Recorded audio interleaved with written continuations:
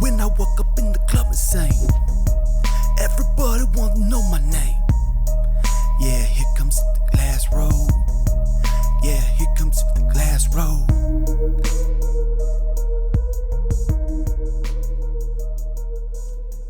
Two things real quick about creating more phylogenetic analysts through an online education program.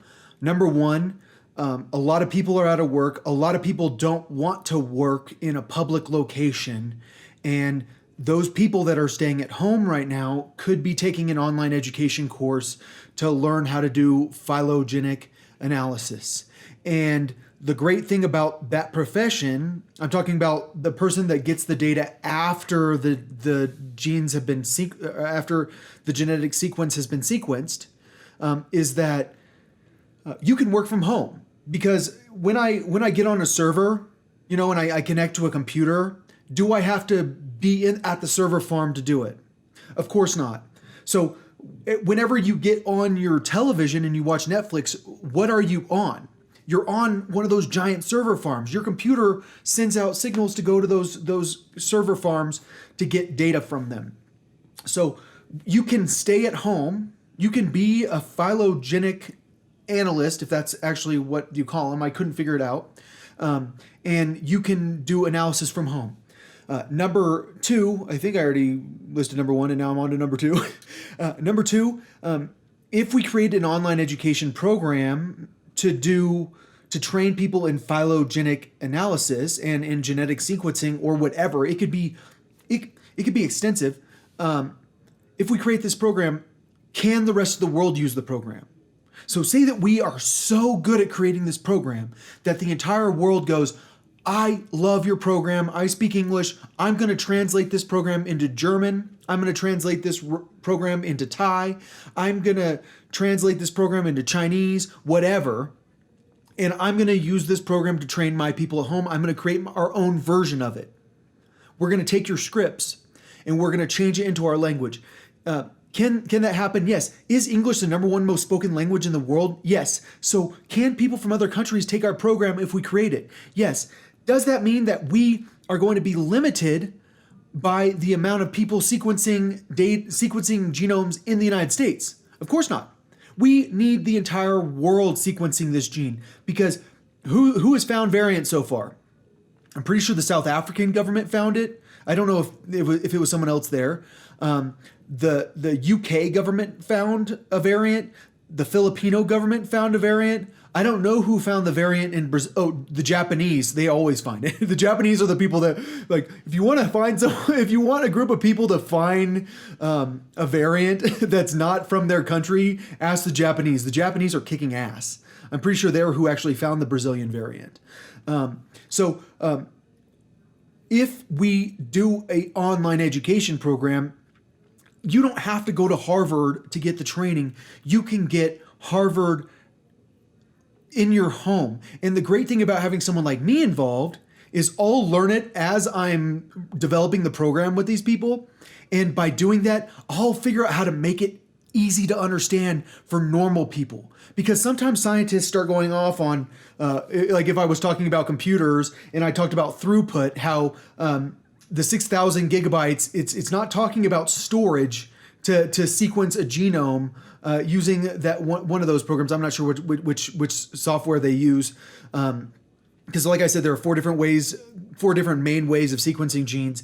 And one of them requires 600, but I was wrong. It's 6,000, which is 6 terabytes. And that's not 6,000 gigabytes of storage. That's 6,000 gigabytes of throughput. If I start talking about throughput, a lot of people's eyes are going to roll in the back of their head. They're not going to know what throughput is. What I'll tell you is there's a big difference between what I said and what is actually reality.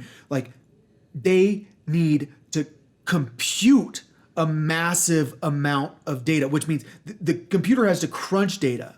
Like when you're creating Bitcoin, or when you're trying to, no, it's not creating, it's trying to find a hash when they're using Bitcoin. What are they doing? They're computing. They're doing calculations constantly to get to the point that they're trying to reach. So you need 6,000 gigabytes of calculations, sort of. And so what I'm trying to say is this is a massive amount of computer power that's required. And maybe the United States government's going to have to lend some of their computer power to other countries because we have the most computer power in the world. China actually probably has the number one, right? China? Because China doesn't spy on their population so much that they need massive servers to spy on people. They also have a huge population. They have a lot of people there. But their government really, really spies on their population, which means that they need more servers to spy on people. But that's not what I'm talking about. What I'm talking about is the United States has a lot more servers per capita than even China. And we might need to lend our computer power to other countries so that we can sequence genomes and so that we can get that data ready for analysts to analyze it. And we need more analysts. We need more computer power. And which, in my opinion, means that we need to redirect computer power. Oh gosh, don't tell me that you want me to stop using my giant server farm to crack a password all day. That's all we do is crack passwords all day. I'm telling you, that's what foreign governments do, and the United States government. Like, you don't understand the amount of electricity that's used hacking people. Like, it's unbelievable how much electricity is used hacking people. Like, it's so bad for the environment. It's kind of like Bitcoin's terrible for the environment. So is hacking people. But that's not what I'm talking about. I'm talking about how we're going to find these variants, how we're going to deal with these variants. And what I'm telling you is we desperately need online education programs that are very, very well written, that are interesting, that make it easy to keep people engaged. Because what is science like? F number 4L71 sequence 3.95 is the answer to the question that I can't even ask the question. I don't even know. Scientists aren't very good at naming things. They want everything to be SARS-CoV-2, which SARS-CoV-2 isn't the worst name of all the science names that will ever exist. All I'm trying to say is we need this online education program. Is it going to happen? I feel like Joe Biden is afraid to plagiarize off me again. Because the Obama administration ran into some problems with plagiarizing off my blog. And after they plagiarized off my blog, then some people got afraid to listen to me at all. Because like Obama quoted me word for word in the State of the Union. And then I made sure everyone knew that he did that. And it was just, I feel like what happens is when you plagiarize off someone that has 3 views on every video he makes, then it gets kind of uncomfortable because you're like, I mean, I've never heard of him, but I sure plagiarized off him word for word, and then I won a Nobel Prize for it. My life is so funny.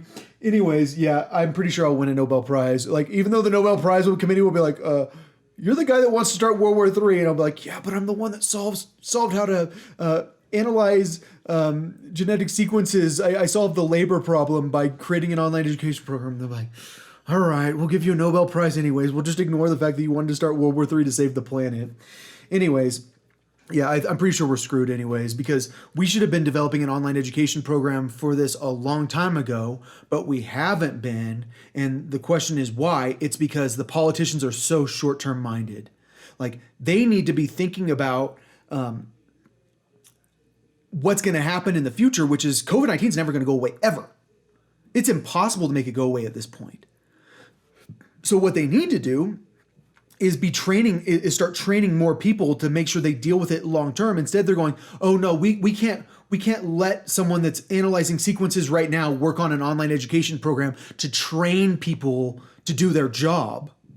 We can't do that. They have to work. They have to analyze the sequences now. And it's like, well, people are going to be analyzing sequence for the next century until someone solves COVID-19, which you never really know. I feel like all we really need to do is you do World War III with us, you go to basic training. When you go to basic training, you're going to get sick, and the next thing you know, you're vaccinated. That's what I feel like is like pretty much the only real solution for COVID-19.